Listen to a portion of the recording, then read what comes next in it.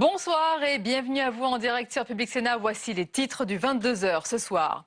Au lendemain de la victoire de la droite au Sénat, de nouveaux équilibres politiques s'esquissent. L'UMP aura besoin des centristes pour obtenir la majorité absolue.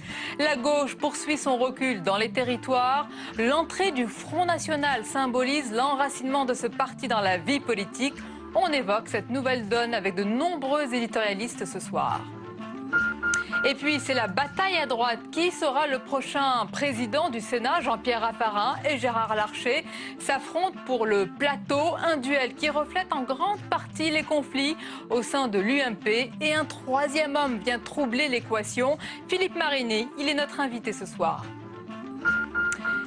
Déficit de la sécurité sociale, les familles priées de se serrer la ceinture. Oui, dans le viseur du gouvernement, certaines prestations familiales, dont la réduction de la prime à la naissance à partir du deuxième enfant et une limitation du congé parental. Les détails dans le tour de l'info tout à l'heure. Et puis les intempéries, bien sûr, ce soir dans le sud-est, des trombes d'eau se sont abattues sur différents départements, dont l'Hérault. La majorité des écoles ont été évacuées sur place et de nombreuses routes sont impraticables. Et vigilance donc, le point sur la situation dans ce journal. Voilà pour le programme de votre 22h. Merci d'être en notre compagnie ce soir. C'est une édition spéciale au lendemain de la victoire de la droite au Sénat.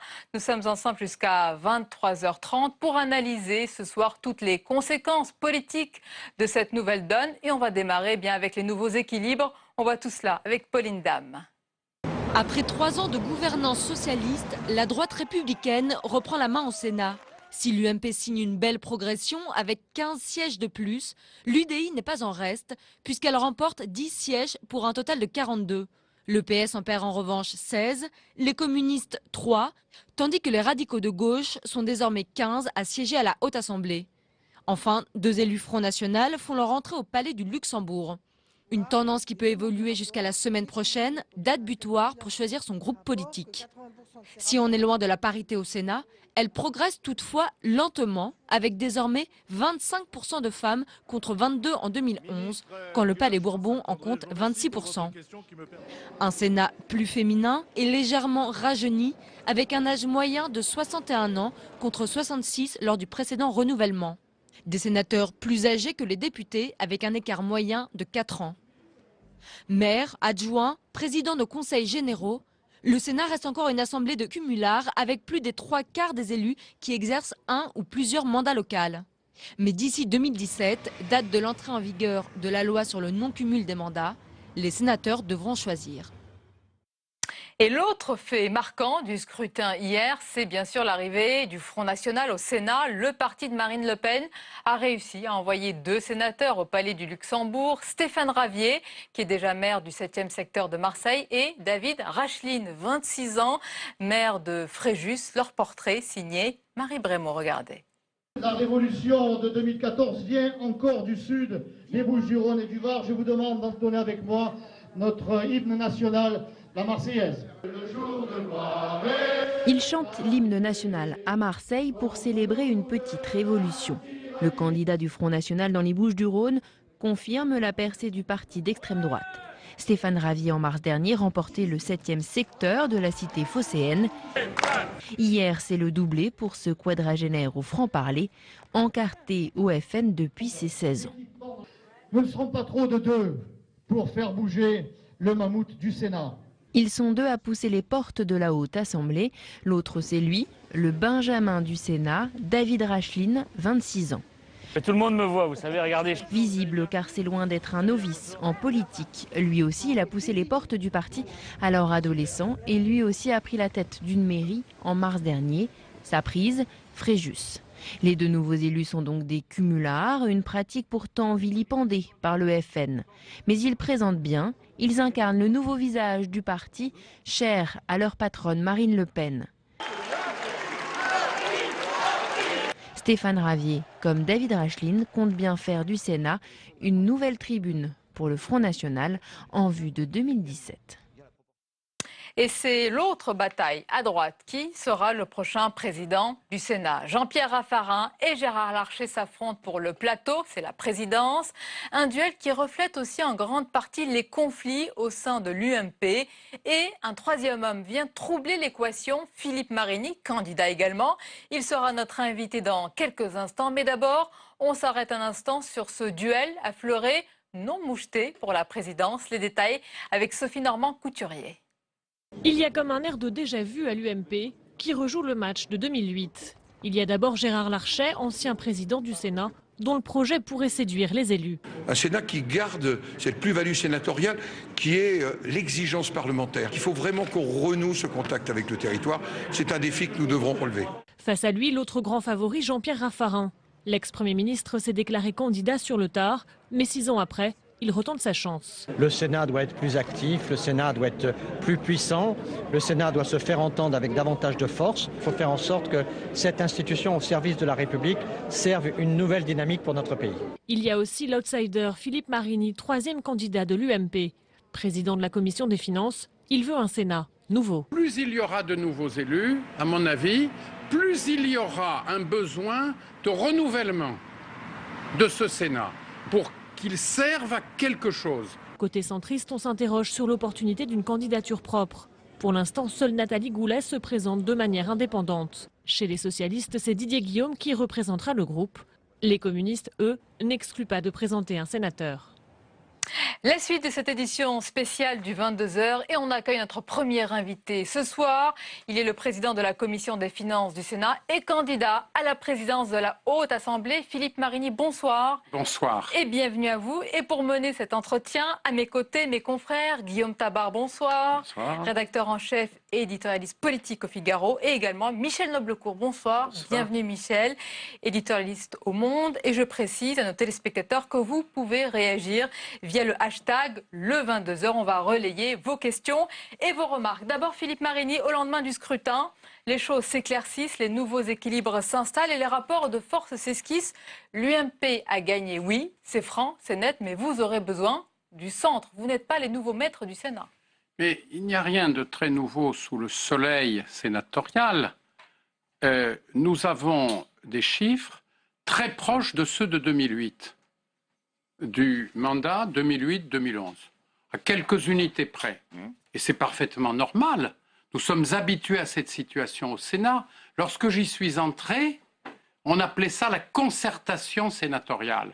Eh bien, elle ne demande qu'à se poursuivre et à devenir une majorité susceptible d'impulser une vraie stratégie pour ce nouveau Sénat. On va en parler, vous dites rien de neuf sous le soleil, pardonnez-moi, sauf l'entrée quand même, et c'est une première historique de 2 élus Front National. Ça a beaucoup focalisé l'attention, ça donnait à presque éclipser la victoire de la droite. Cela me paraît être voir les choses par le petit bout de la lorgnette. On ne juge pas une assemblée par 2 élus et 2 élus seulement. Au demeurant, plus on commente cette entrée qui, pour une part, pouvait être programmée, et plus on joue le jeu du populisme.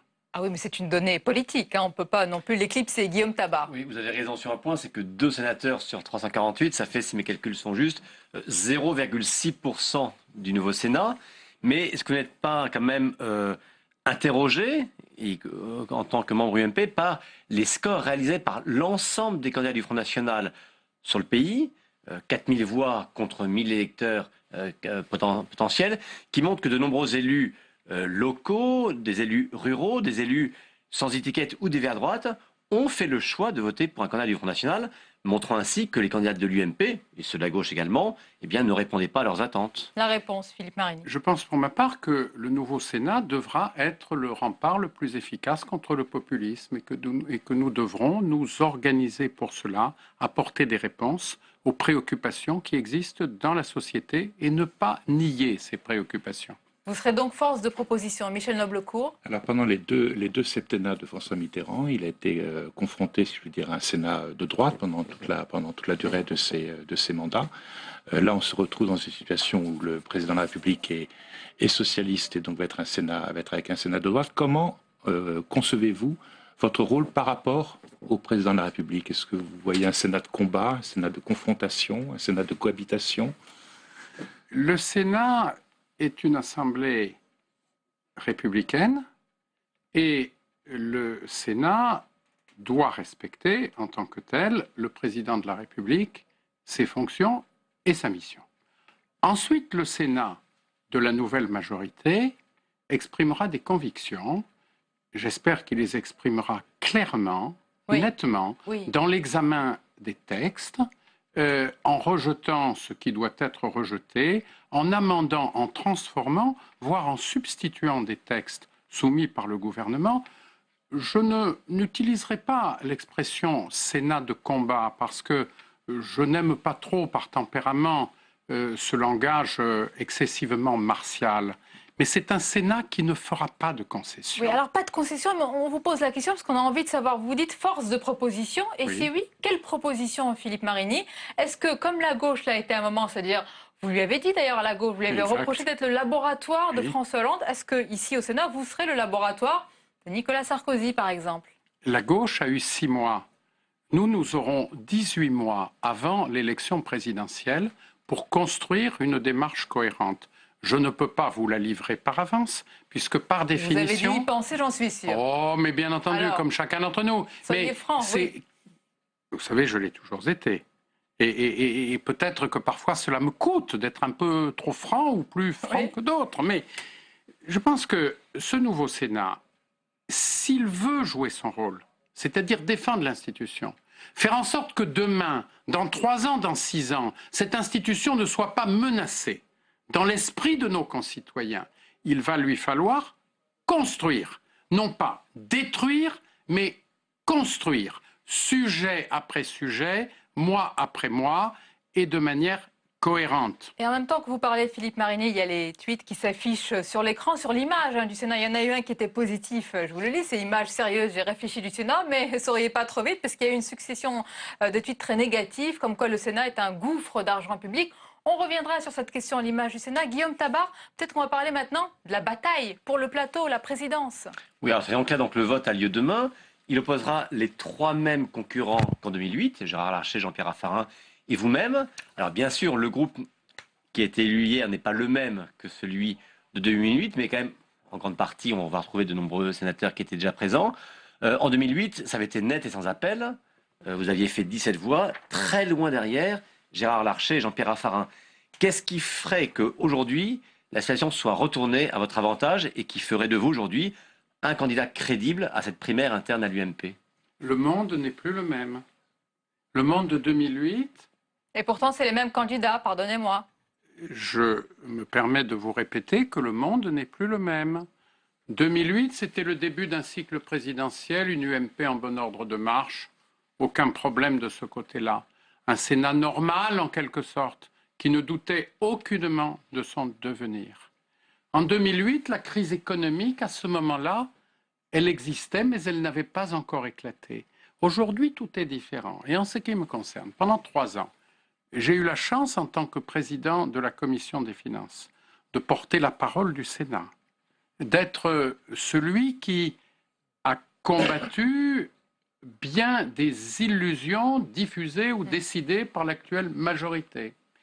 Je pense que mes collègues me considèrent comme quelqu'un de sérieux, comme quelqu'un de rigoureux, et que notre pays, aujourd'hui, a besoin d'une certaine façon de sérieux et de rigueur. Ils savent que je ne parle pas pour ne rien dire, que je ne communique pas sans contenu. Gérard Larcher, Jean-Pierre Raffarin, vous me demandez pourquoi en creux, vous voulez dire que les autres non, alors. Mais écoutez, je me permets, comme ceci me semble être mon rôle ici, de défendre une candidature qui m'a conduit à rencontrer tous mes collègues sortants, entrants, et à avoir avec eux des relations directes, marquées surtout du sceau, du réalisme et de l'honnêteté. Tout le monde dit, vos collègues disent que vous faites une très bonne campagne de terrain, c'est vrai, mais ils disent aussi que vous allez avoir un score d'estime, que ça se joue entre Gérard Larcher et Jean-Pierre Raffarin. Donc vous pouvez peut-être nous dire ce soir quand même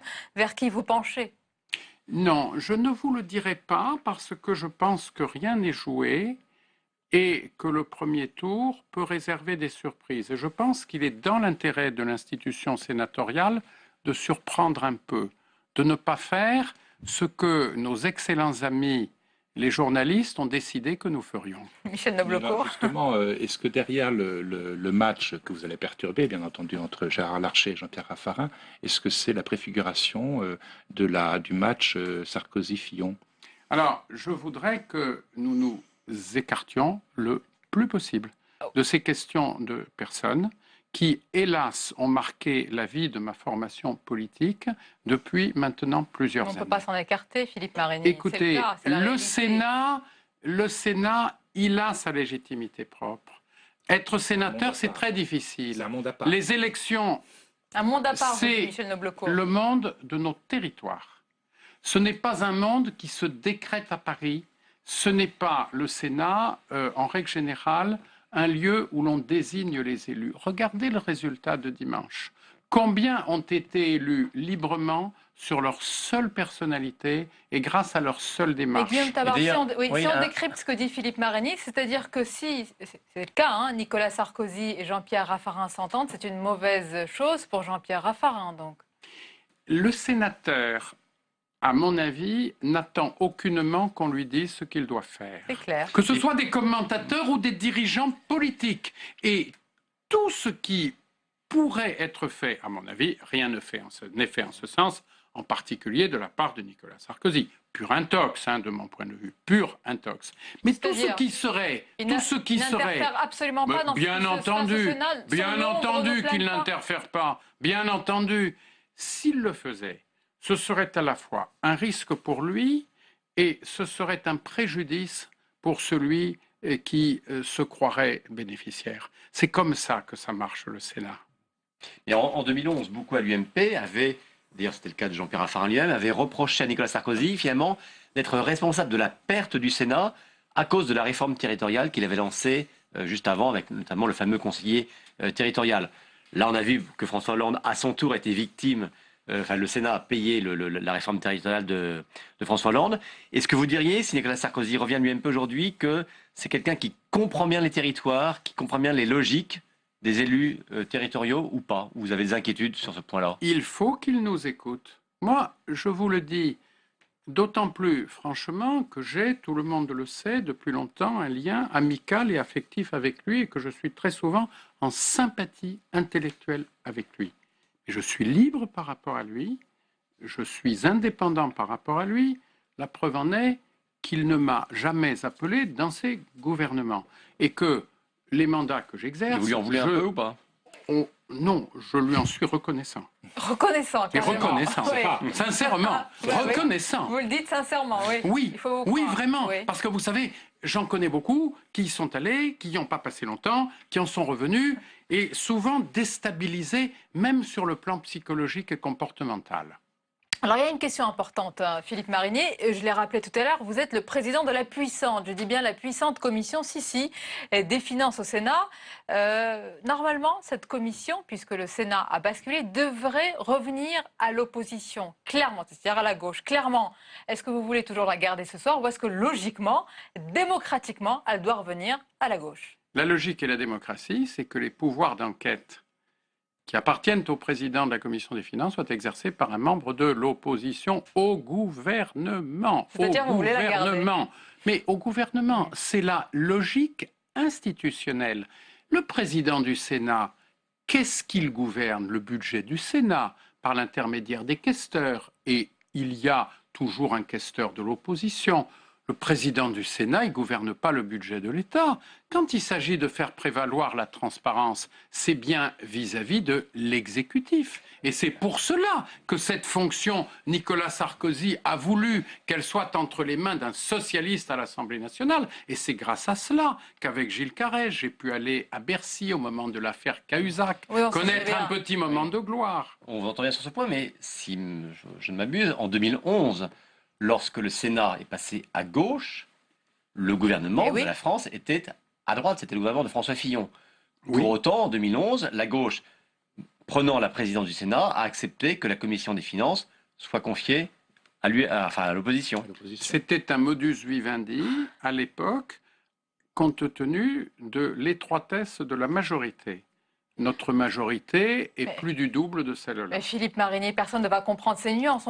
Pardonnez-moi, mais certains vont dire que vous êtes sectaire à l'UMP puisque vous ne voulez pas donner ce poste. Nous ne sommes pas sectaires. Nous avons reçu de la part des grands électeurs une confiance suffisante pour que notre majorité, UMP, UDI, divers modérés, nous permettent d'assumer la gestion du Sénat. Et une commission présidée par un minoritaire, bon, c'est une commission qui a de la peine à fonctionner. Ce serait un handicap pour mener à bien le projet stratégique du nouveau Sénat. Donc vous êtes candidat à cette commission, à la présidence de cette commission. Je ne parle pas pour moi, bon, je parle en termes de principe, parce que, voyez-vous, bon, en ce qui me concerne, si jamais je vais faire autre chose, je serais ravi qu'un collègue plus jeune reprenne le flambeau, et soit de l'UDI ou de l'UMP. Si vous êtes Quelle ouverture! Si vous êtes président du Sénat. Écoutez, c'est ce à quoi j'ambitionne. Oui, bien sûr. Si vous n'êtes pas... Mais comme le dit la formule consacrée, je serai prêt à ce moment-là à répondre aux vœux de mes collègues et à céder à leurs pressions affectueuses. Alors, pour comprendre sur ce point ce que vous nous dites, à savoir que la présidence de la Commission des finances doit rester à la nouvelle majorité sénatoriale, c'est votre position personnelle ou c'est la position commune de toute l'UMP, voire de l'ensemble de la nouvelle majorité sénatoriale? Écoutez, c'est une position qui me semble aujourd'hui être très largement partagée. De la part de mes collègues candidats et d'un grand nombre de mes amis, aussi bien à l'UDI qu'à l'UMP. Bon, maintenant, moi, ce que je propose, c'est autre chose. Ce n'est pas la confusion des genres, ce n'est pas un président minoritaire qui soit la reine d'Angleterre. C'est un statut de l'opposition. C'est-à-dire, dans chaque commission, un porte-parole de l'opposition que le règlement du Sénat reconnaisse, qui ait son temps de parole, qui ait ses moyens de travail, qui est, par exemple, un administrateur, ceci pour permettre au débat d'être un débat responsable. Et que le Sénat devienne une sorte de place forte par rapport à l'exécutif, non? Non. Le Sénat, c'est une maison démocratique où le débat doit avoir lieu en toute transparence vis-à-vis de nos concitoyens. Pour cela, on a besoin d'une opposition forte et structurée, mais d'une opposition et non pas d'une confusion. Avec Michel Noblecourt et Guillaume Tabar, il y a beaucoup de tweets, et à l'instant j'en ai également beaucoup, sur l'image du Sénat. Au fait, me dit-on, à quoi sert le Sénat? Il est vrai qu'il y a une image qui s'est dégradée. Vous parlez vous-même d'un sursaut nécessaire, d'un électrochoc, mais quelle proposition concrète? Comment vous allez réveiller cette belle endormie? Eh bien, à la fois par des choses visibles. Lesquelles? Mais attendez. Et par beaucoup de travail. Les choses visibles. Moi, j'ai proposé que le président du Sénat installe son bureau dans le cœur du palais. Pas à l'extérieur, dans le petit Luxembourg. Et ça va changer dans la tête des Français ce qu'ils pensent du Sénat? Ça va changer beaucoup de choses dans le regard qu'on portera sur le président du Sénat, sur sa pratique quotidienne, et cela montrera que c'est un sénateur parmi les sénateurs, et non pas un personnage lointain qui viendrait 2 fois par jour escorté de son huissier. C'est un aggiornamento, en quelque sorte, dont ce Sénat a besoin. Moi, ce que je propose, c'est qu'il n'y ait plus de débat technique, législatif, en séance publique, devant des fauteuils vides. Comment faire? Tout simplement les tenir dans les salles de commission qui peuvent être faites pour cela, câblées pour cela, avec toutes les diffusions nécessaires sur Public Sénat. C'est une modernisation de l'institution. Ça, c'est pour le style, c'est pour la forme. Alors, Guillaume mais Tabar, le fond est beaucoup plus important. Les 2 dernières questions sur ce sujet. Il également à plus de transparence et plus d'égalité dans les différents fonds qui circulent au Sénat, à commencer par la fameuse réserve parlementaire, qui, quelle qu'en soit la raison d'être, est aujourd'hui quelque chose qui n'est pas comprise par les citoyens. C'est un sujet autrement essentiel. Je pense que c'est très bien compris par les maires et les communes, notamment rurales, qui sollicitent des aides et qui en bénéficient. Et par celles qui n'en bénéficient pas? Oui, mais enfin, vous savez, parlons clairement, Philippe Marigny. Cette réserve parlementaire, c'est un vrai point. Parlementaire, un abcès, oui. Non, ce n'est pas du tout un abcès. C'est une tradition républicaine qui existe aussi bien à l'Assemblée nationale qu'au Sénat. Et qu'un parlementaire ait un certain pouvoir de prescription, qu'il puisse flécher des opérations d'intérêt général bénéficiaires de fonds issus du budget du ministère de l'Intérieur, je trouve que c'est tout à fait normal. Mais tous les sénateurs que par ailleurs, on tienne compte de l'investissement des sénateurs au Sénat, du temps qu'ils y passent, des responsabilités qu'ils y exercent, ça ne me paraît pas non plus anormal. Moi, vous savez, je ne suis pas un égalitariste. Ce n'est pas dans mes valeurs. J'estime que la nature est diverse et que chacun doit disposer des moyens honnêtement mais avec plus de transparence. Mais la transparence existe puisqu'aujourd'hui tout est publié. La question de Michel Noblecourt. Chaque année, oui. Tout est publié. Oui, vous avez parlé plusieurs reprises de la majorité, de la nouvelle majorité, donc UMP, UDI. Est-ce que vous ne craignez pas que l'UDI se montre de plus en plus indépendante et fasse un peu monter les enchères à votre égard? Je veux dire que vous trouviez peut-être un peu dans la situation où était la précédente majorité, qui finalement, la réponse, Philippe Marini, à l'arrivée, n'en était plus une. Je répète que nous avons l'habitude que pendant des lustres, le monde a changé. La concertation sénatoriale a bien fonctionné. Et nous savons aujourd'hui quelles peuvent être les demandes légitimes de nos partenaires. Vous les avez entendues hier sur les plateaux, sur tous les plateaux. Avez-vous entendu des contradictions politiques entre nous? Vous n'en avez entendu aucune. Combien de commissions pour les centristes? Combien pour l'UMP?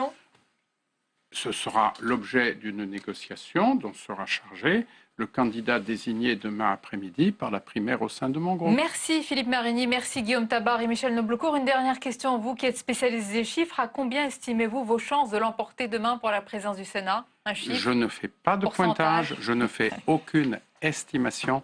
Vous ne me ferez rien dire à ce sujet. Écoutez, je suis heureux de la campagne que j'ai conduite, qui m'a permis de mieux connaître tous mes collègues, qui m'a permis de mettre sur la table des propositions de fond, une nouvelle stratégie pour ce Sénat, une collégialité, un Sénat qui sorte de ses murs, toutes choses qui, à mon avis, ont marqué le débat et qui, d'une façon ou d'une autre, vont se faire. Merci Philippe Marini, candidat heureux. Donc, et merci Guillaume Tabar et Michel Noblecourt. La suite de notre édition spéciale.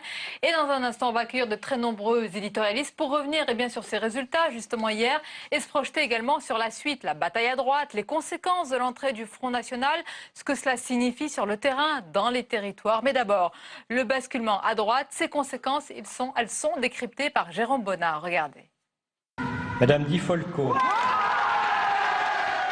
Ici à Lyon et comme partout en France, scène de joie dans les QG UMP. Hier soir, le Sénat a bel et bien basculé à droite. Et cela ne devrait pas être sans conséquence dans le paysage politique. D'abord, cette nouvelle majorité cherchera à peser encore plus sur le travail législatif en cours et sur le choix du contenu des séances du gouvernement. Ou comment accroître sa capacité de nuisance face à une gauche déjà malmenée depuis 2 ans et demi. Conséquence des adoptions de textes qui pourraient être ralentis, même si le champ d'action des sénateurs reste limité puisque le dernier mot revient toujours à l'Assemblée nationale. En revanche, la majorité pourrait aussi compter sur son nouveau président prochainement élu, qui, s'il est aussi de droite, pourrait aussi changer la donne politiquement. Il dispose en outre d'un pouvoir de nomination important. Quant aux réformes constitutionnelles, certaines pourraient passer définitivement à la trappe, faute de voix suffisantes au sein des 2 chambres pour changer la loi fondamentale. L'image dégradée du Sénat, les élus frontistes qui font leur entrée, la nouvelle donne politique et le revers de plus pour François Hollande, bien sûr. On analyse tout cela avec nos invités ce soir. La journaliste politique Christine Claire, bonsoir et bienvenue Christine. Cécile Cornillet nous accompagne, bonsoir. Éditorialiste aux Échos, Bruno Judith avec nous, rédacteur en chef à Paris Match, bonsoir. JDD encore, bientôt j'anticipe. Je suis en transfert. Et notre journaliste à Public Sénat, Perrine Tarnaud, bonsoir Perrine. Bonsoir Sonia. Et pour croquer cette riche actualité, Hervé Baudry, bonsoir Hervé. Bonsoir Merci Sonia. d'être avec nous. Bien, bonsoir alors à tous. Perrine, on va commencer par ces équilibres qui sont clairs plutôt ce soir. C'est net et franc pour la droite et le centre. Et on oublie de parler. Ah non, on n'oublie surtout pas le centre, effectivement, puisque c'est sans doute le principal gagnant de ces élections sénatoriales, le centre, qui devrait compter 42 ou 43 sénateurs. Tout dépend un peu des deux élus de Polynésie qui sont des divers droites. Est-ce qu'ils vont aller siéger à l'UMP ou à l'UDI, mais plutôt avec les centristes. A priori, il y a aussi des incertitudes avec deux sénateurs non inscrits, Philippe Adno et Alex Türk, qui pourraient rejoindre aussi les rangs de l'UDI, parce qu'ils n'ont pas du tout envie de se retrouver à côté des deux élus du Front National. Le Front National qui a fait une entrée fracassante, une percée historique qui est minimisée. Hein. Vous avez entendu Philippe Marigny à l'instant. Il dit qu'il ne faut pas en faire trop, il ne faut pas y avoir cette obsession du Front National ici au Sénat. Oui, enfin, on peut quand même... Si on regarde un petit peu les grands électeurs frontistes, enfin, en tout cas, Racheline et Ravier qui rentrent au Sénat, ils ont ramassé des voix bien au-delà du périmètre du Front National. Pour prendre l'exemple de Stéphane Ravier, par exemple, dans les Bouches-du-Rhône, il lui fallait plus de 400 grands électeurs pour être élu. Il n'avait une réserve potentielle au Front National que de 300 grands électeurs. Donc, il a été bien au-delà de ses réserves de voix. Donc c'est quand même une des leçons importantes de ces élections sénatoriales, c'est-à-dire le Front National quadruple quand même ses voix sur l'ensemble des départements qui étaient renouvelables. Donc ça, il y aura des conséquences aussi importantes à tirer lors des prochains scrutins locaux, les départementales et les régionales, les deux scrutins de mars et décembre 2015. On va parler également de ce basculement et de la réaction, Bruno Jeudi, des socialistes, la gauche.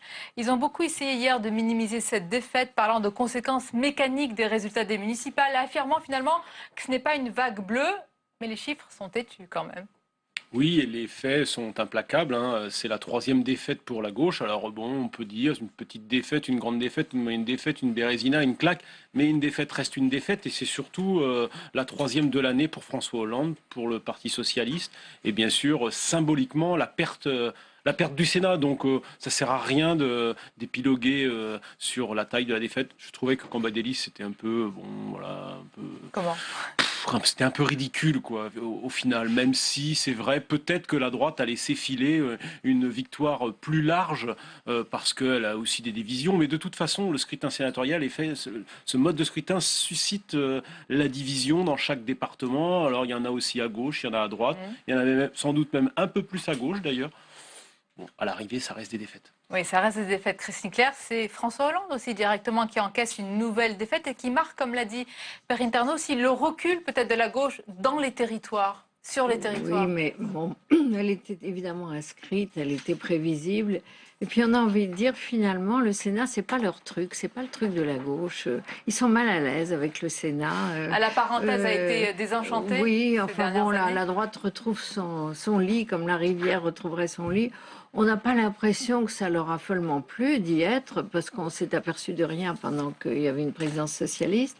Pas beaucoup de mouvements, de réformes, et au fond, peut-être que ça les arrange pour la réforme territoriale d'avoir un Sénat d'opposition, comme ça on pourra le charger de réactionnaires, de vieux, ça les arrange. Est-ce que les choses sont plus claires? C'est ce qu'on se dit. Oui, en tout cas, la majorité est plus claire pour François Hollande. C'est clair que ça va être plus simple à gérer. Au moins, le Sénat est dans l'opposition. Oui. Il perd quand même définitivement la possibilité de faire des réformes constitutionnelles. Ça, c'est clair. Mais bon, de toute façon, il y avait déjà pas de... Enfin là, maintenant, c'est définitif. Il y aura un responsable. On n'en parlera plus. Là, effectivement, pour le droit de vote des étrangers, par exemple, ça arrange François Hollande. Il s'était engagé lors de sa dernière conférence de presse. Voilà, en tout cas, il n'y a plus question du droit de vote pour les étrangers. C'est quand on dit de la réaction officielle, en tous les cas, aujourd'hui, c'est que le gouvernement reste évidemment dans son couloir, dans sa trajectoire. On a l'impression qu'ils ont intégré ces défaites de ces élections intermédiaires et que c'est un petit peu enduré pour durer. Bon, c'est un peu un artifice de communication pour passer la mauvaise soirée, mais effectivement, ça ne cache pas l'essentiel. D'abord, comme disait Christine Claire, c'est un échec parce qu'ils n'ont rien su faire de ce Sénat. C'était une opportunité historique. Le Sénat... Rien, vous dites. Hein. Non, rien. En quoi, depuis 3 ans, le Sénat de gauche a changé la façon de faire du Sénat d'avant. Rien, ils ne se sont même pas auto-réformés. Donc, je pense qu'on reste avec les mêmes interrogations 3 ans plus tard. Et puis, effectivement, alors certes, ce sera plus clair. Il y aura plus de majorité socialiste, mais le pouvoir, l'exécutif a moins d'opportunités. Il y a un champ réduit, plus de réformes constitutionnelles, plus même de loi organique, sans doute, parce qu'il faut une approbation des deux chambres dans les mêmes termes. Donc non, c'est quand même une cruelle défaite. Alors on va jeter un coup d'œil à la caricature d'Hervé Baudry, la perte de la chambre haute, c'est oui, ainsi qu'on l'appelle. Oui, je m'intéresse un petit peu au moral de notre président. Donc la perte de la chambre haute baisse encore son moral. C'est l'histoire de vaste c'est ce qu'on disait, un coup dur per interno pour François Hollande. Mais ce que dit aussi Cécile Cornudet, c'est vrai, rappelons qu'au Sénat, la quasi-totalité des textes emblématiques importants ont été rejetés par une majorité de circonstances avec des communistes. Très hétéroclite, effectivement, entre les communistes et les UMP qui s'alliaient finalement pour rejeter notamment les projets de loi de finances, le financement également de la sécurité sociale. Là, qu'est-ce que ça va changer à un Sénat d'opposition? Eh bien, le Sénat de droite va pouvoir ralentir effectivement les textes en cours, va pouvoir ralentir la procédure législative. Vous pensez qu'il y aura une bataille de procédure? Oui, parce que forcément, la droite ici va maîtriser l'ordre du jour au Sénat, donc va pouvoir retarder l'inscription de certains textes sur des réformes emblématiques quand même, comme la réforme territoriale. Il y avait plusieurs sénateurs de droite comme de gauche. Regardez à l'instant, intéressant de le noter. Un tweet qui vous dit le passage du Sénat à droite, c'est la porte ouverte à l'ordonnance. C'est le cas? Sans doute, peut-être. Oui. Sur la réforme territoriale, ça va être quand même très compliqué de réformer par ordonnance. C'est Manuel Valls pour se lancer sur les ordonnances.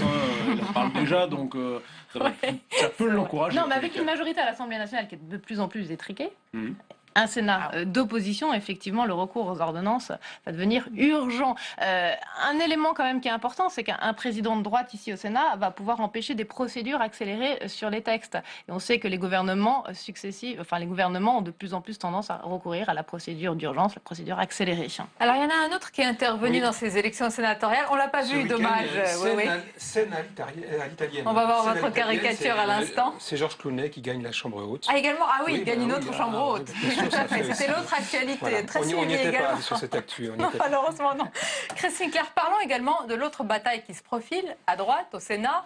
On a vu avec le candidat tout à l'heure, Philippe Marini, et évidemment le duel Gérard Larcher et puis Jean-Pierre Raffarin. On dit que l'ombre de Nicolas Sarkozy pèse beaucoup sur cette bataille. Est-ce que c'est le cas? C'est un test pour lui. Depuis que Jean-Pierre Raffarin a fait le pari où, comme il est imprudent, on va le voir à l'arrivée, de se rallier à Nicolas Sarkozy. Bon, la dernière fois, ça lui avait pas porté chance. Si ça lui porte chance ce coup-ci, ça voudra dire que finalement, Sarkozy a le vent en poupe, y compris auprès des sénateurs qui pourtant sont extrêmement jaloux de leur autonomie. Et ça sera vraiment un test. C'est important, juste à la veille d'un grand meeting à Troyes, avec le nouveau sénateur François Baroin. Et ça va être très intéressant à suivre, même si on peut estimer que Gérard Larcher est tout de même Sarko-compatible, assez prudent. Mais pour que Jean-Pierre Raffarin fait ce pari pour la deuxième fois, voilà, c'est un fioniste convaincu. Donc il y a évidemment souterrainement. Oui, il y a souterrainement. Oui, il y a quand même une guerre souterraine là entre fillonistes et sarkozystes, et ça va être intéressant de voir. Voilà, et un truc qui nous dit à l'instant, à quand les femmes au Sénat, ça vaudrait mieux que le FN. Oui, c'est pas mal. Et au moins les femmes seraient enfin représentées. D'ailleurs, une parenthèse. Elles sont déjà venues, les femmes. Elles sont déjà venues, mais sur la parité, il n'y a pas si longtemps que ça, elles avaient surgi dans l'hémicycle fin du gagné loin de là au Sénat. Ah non, 25% de femmes ce soir à l'issue du renouvellement de dimanche. On est passé de 23% à 25%. On a calculé qu'il faudrait 3 siècles à peu près. Tout à l'heure, dans les coulisses, on faisait... En moyenne, entre 5 et 7 femmes à chaque renouvellement, vous voyez. On progresse très lentement. Est-ce que vous pensez, Bruno Jeudi, Cécile Cornudet, que le Sénat, vraiment, ça va être un point d'appui pour ceux qui, à droite, ont en ligne de mire la prise de pouvoir à la fois à la tête de l'UMP et puis peut-être pour la présidentielle de 2017? Est-ce que vraiment c'est un élément important? Moi, je sais pas, je trouve qu'on surestime un peu l'importance du Sénat dans la réorganisation de l'UMP. Bon, c'est vrai que si Jean-Pierre Raffarin demain sort du chapeau, ça va être vraiment envoyer les trompettes rue de Méroménil pour saluer l'élection de Jean-Pierre Raffarin. C'est vrai que si c'est Gérard Larcher, alors on dira oui, bon voilà, ça n'a pas marché pour Sarkozy. En même temps, Gérard Larcher il est parfaitement Sarko-compatible. Et en plus, lui, depuis quelques jours, il a choisi de se taire, de rien dire, de faire à la Larcher comme d'habitude. On verra à la Larcher. Non, à la Larcher, c'est-à-dire voilà, je suis un peu de toutes les obédiences, je suis copain avec tout le monde. C'est un peu comme ça qu'il marche, Gérard Larcher. Je trouve qu'on surestime un peu l'importance du Sénat dans ce qui se passe au niveau de l'UMP, entre Juppé, entre Sarkozy. Un basculement en mi-mandat pour François Hollande, c'est le symbole politique qui compte. Du point de vue pour François Hollande. Oui, c'est assez symbolique, c'est l'enlisement un peu plus de son quinquennat. Mais en même temps, le Sénat, depuis quelques mois, c'est pratiquement que des textes retoqués. Le symbole, c'était surtout les municipales. Je pense le vrai choc dans l'opinion, c'était les municipales. Moi, pour l'UMP, je pense que c'est plus une lecture en négatif qu'il faut avoir. Ça va être un problème, il me semble, pour Nicolas Sarkozy, si Jean-Pierre Raffarin n'est pas élu. Parce qu'ils ont pris tous les deux un risque d'une certaine façon. Jean-Pierre Raffarin en disant qu'il soutenait Nicolas Sarkozy, mais peut-être qu'il y a des sénateurs qui n'ont pas envie et qui vont voter contre ça. Et puis Nicolas Sarkozy, si jamais Jean-Pierre Raffarin n'est pas élu, ce sera quand même, ce sera son premier petit échec depuis son justement, son une retour. Caricature sur Jean-Pierre Raffarin, Hervé Baudry. Oui, on parlait d'ombre de Nicolas Sarkozy. Moi, je vois plutôt en coach. Hein. Donc là, il appelle Jean-Pierre, t'accordes à sauter, parce que c'est le dernier round quand même. Hein. Oui, puisqu'on parle de round, Perrine Ternaux, c'est vraiment un duel affleuré, moucheté ou non moucheté entre Gérard Larcher et Jean-Pierre Raffarin? Parce qu'on dit qu'au Sénat, la moquette est épaisse, mais les coups font du bruit parfois. Ah oui, les coups font du bruit, et puis là surtout ça fera mal si Jean-Pierre Raffarin perd une seconde fois face à Gérard Larcher, après déjà sa défaite en 2008. Moi je suis quand même étonnée en parlant aujourd'hui, en discutant avec différents sénateurs du groupe UMP, de l'indécision encore des sénateurs UMP, c'est-à-dire que beaucoup hésitent entre les deux hommes. Ils attendent vraiment demain les discours, puisque avant le vote... L'oral demain va être important. Ouais, l'oral va être vraiment déterminant. Une quinzaine de minutes d'oral, c'est bien. Exactement, cela, ils feront chacun, tous les trois, Philippe Marini, Gérard Larcher et Jean-Pierre Raffarin, 15 minutes de discours. Et beaucoup de sénateurs attendent vraiment le dernier moment, cet oral, pour se déterminer. Et c'est vrai que la question, vous le disiez dans la partie précédente, la question de l'image dégradée du Sénat, que le prochain président a quand même un rôle dans... Mais ça joue plutôt en faveur de Jean-Pierre Raffarin. Oui. En tous les cas, cette question-là est assez centrale au moment où le Sénat est de plus en plus remis en cause. La gauche retournant dans l'opposition, elle va reprendre son ancienne sur le Sénat ne sert à rien. Bon voilà, Christine tout à l'heure disait c'est vrai qu'ils n'ont pas beaucoup pleuré sur la perte du Sénat. Je crois que c'est surtout ça va revenir ce débat sur à quoi sert le Sénat. Et du coup, la personnalité du prochain président risque d'être importante. C'est pour ça que ça joue plutôt en faveur de Raffarin, qui a une personnalité, une voix politique un peu plus forte que Gérard Larcher, plus importante. Très Sinclair, oui. Oui, qui aura à cœur peut-être d'être plus créatif. Enfin, il a fait du marketing, hein, on le sait. Il a aussi la situation. Il a dit que le Sénat pouvait disparaître. Des symboles, il a le sens des mesures. Oui, et même de contre-attaquer, enfin j'allais dire de proposer lui-même des réformes, ce qui manque un peu. On n'a pas l'impression que le Sénat apporte beaucoup de nouveautés dans le paysage. Et regardez sur ce duel à 3 d'ailleurs. Oui, il a l'air, on voit la caricature d'Hervé sur les images, il a l'air très, très content. On en voit deux au bar en train de deviser. Moi je parie sur Larcher, l'autre sur Raffarin, et le garçon de café dit, et le dry Marini, c'est pour qui? Il ne faut pas oublier le troisième homme. Il y a peut-être d'ailleurs une femme, on parle de la centriste également. Nathalie Goulet également. Juste pour rappeler le contexte aussi, Bruno Jeudi, tout cela intervient alors que la droite, de manière générale, est toujours secouée par l'affaire Big Malion et ses suites. 4 cadres, dont l'ex-dirigeant de la société de communication Bastien Millet, ont été interpellés ce lundi, entendus. L'affaire est liée à un éventuel, rappelons-le, dépassement de coup de campagne de Nicolas Sarkozy en 2012.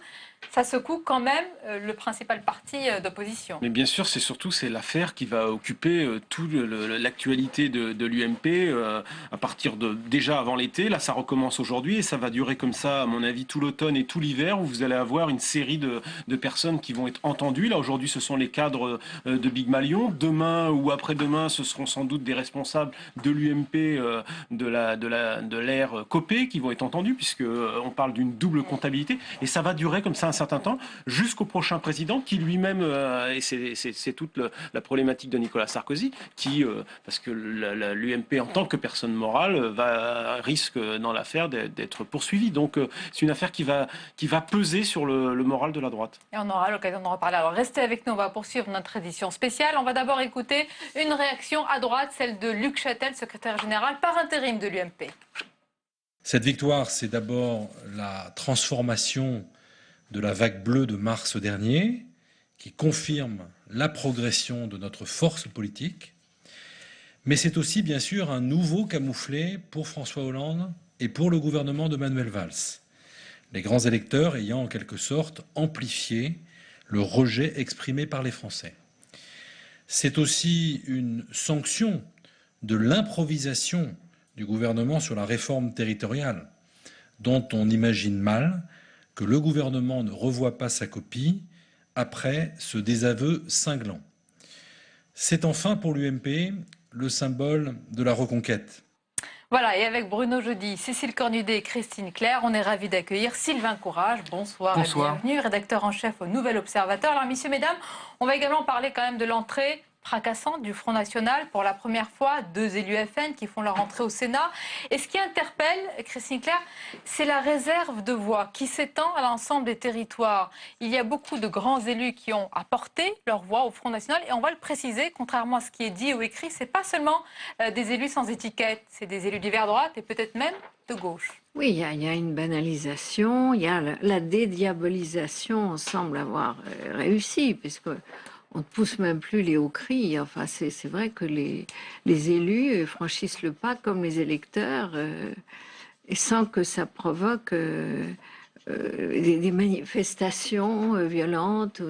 C'est l'enracinement normal dans le paysage politique. Exactement. Et notamment dans les zones rurales. Et oui, dans les zones rurales. Ah oui, ils ont quadruplé leur nombre d'électeurs, et c'est vrai qu'il va falloir étudier de près d'où viennent ces voix qui se sont portées sur les candidats du Front National et qui ne sont pas des électeurs encartés ou présentés par le Front National. Et Cécile Cornudet, est-ce que ça veut dire aussi que pour séduire ces grands électeurs, les élus Front National, donc entre autres David Rachin et Stéphane Ravier, n'ont pas seulement parlé de la sortie de l'euro, de l'immigration, leur thème habituel, mais également parlé de l'abandon, de l'exclusion des centres désertés. Et de la réforme territoriale. Ils ont fait campagne. En fait, contrairement peut-être aux états-majors, UMP et PS, peut-être trop sur deux, et toutes ces années, eux, ils se sont remis en question. Ils ont été voir les grands électeurs, savoir quelles étaient leurs préoccupations, et ils ont essayé d'y répondre.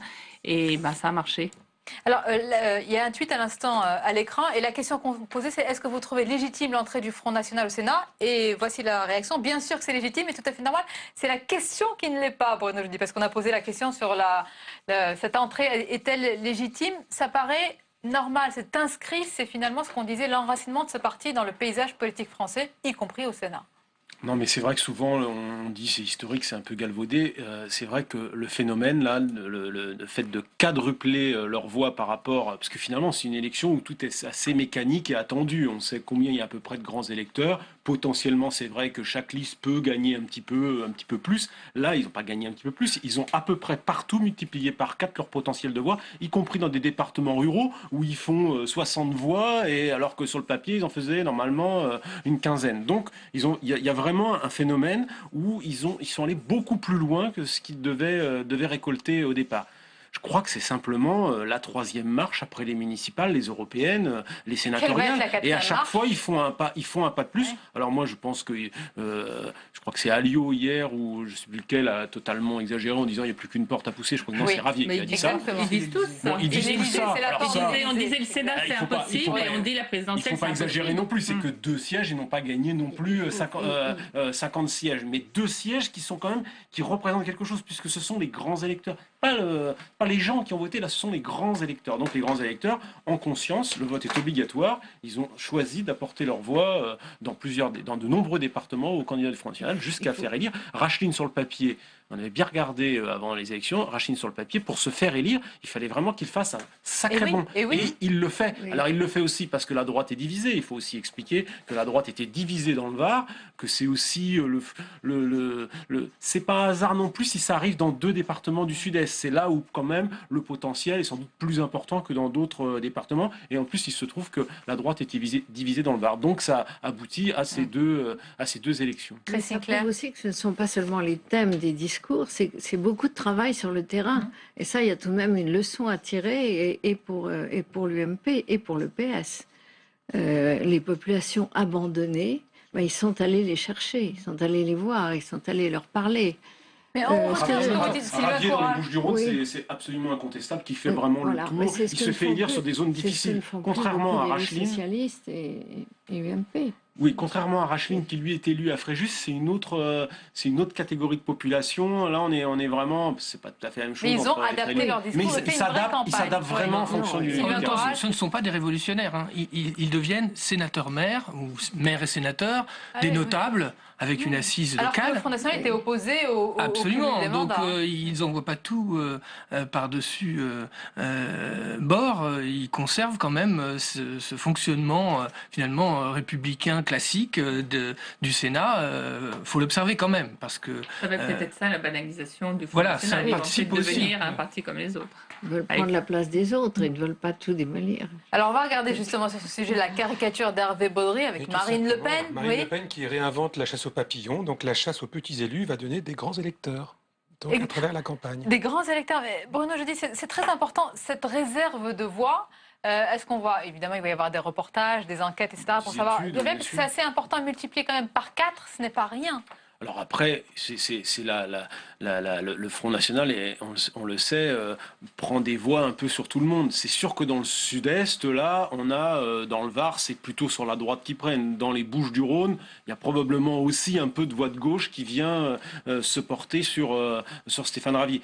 C'est toute l'incroyable mélange de ce parti attrape-tout qui peut prendre aussi bien chez les déçus de Hollande qui avaient voté donc à gauche et qui aujourd'hui dans les couches populaires vont se porter sur le Front National, qu'une bonne partie de la droite déçue par l'UMP, déçue par les scandales à répétition de la droite républicaine qui finissent par aller au Front National. Donc ils attrapent un peu des deux côtés, quoi.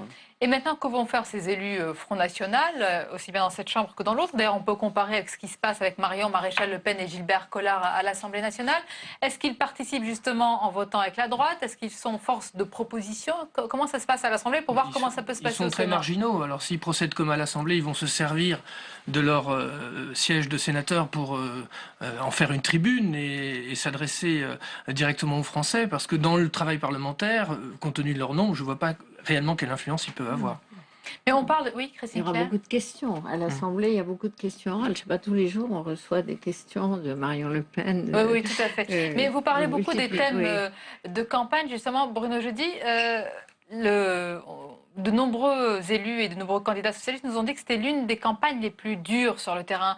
Les sujets de mécontentement étaient nombreux. C'était la réforme territoriale, c'était la baisse des dotations de l'État, c'était la réforme des rythmes scolaires. Ça a beaucoup joué, ça, justement, en défaveur de la gauche, peut-être plus que le contexte national parisien et l'impopularité de François Hollande sur le terrain. Oui, il y a un parallèle d'ailleurs entre les deux derniers renouvellements sénatoriaux, où au fond c'est question de réforme territoriale, cette fois-ci celle portée par le gouvernement de Manuel Valls et précédemment celle portée par le gouvernement de François Fillon, qui en gros ont planté les majorités à chaque fois. Franchement, c'est très difficile de toucher au maillage territorial en France. Cette fois-ci, derrière la réforme territoriale, il y a la suppression des départements, et ça c'est quelque chose qui est mal vécu par les élus locaux. Les élus locaux qui aussi vivent mal les baisses de dotation globale de fonctionnement. Ils ont de plus en plus de mal à boucler leur budget. Et ça pesait énormément sur le scrutin. J'ai discuté avec les différents sénateurs en campagne. Ils vous disaient que c'était plutôt du billard pour les élus de droite qui n'avaient qu'à dessouder la réforme territoriale. Par défaut, mais pour François Hollande, qui est un expert du terrain et de ses élus locaux, c'est quand même un camouflet. Et oui, surtout ce qui se passe en terre corrézienne, quand même, à Tulle. Son conseiller, Bernard Combes.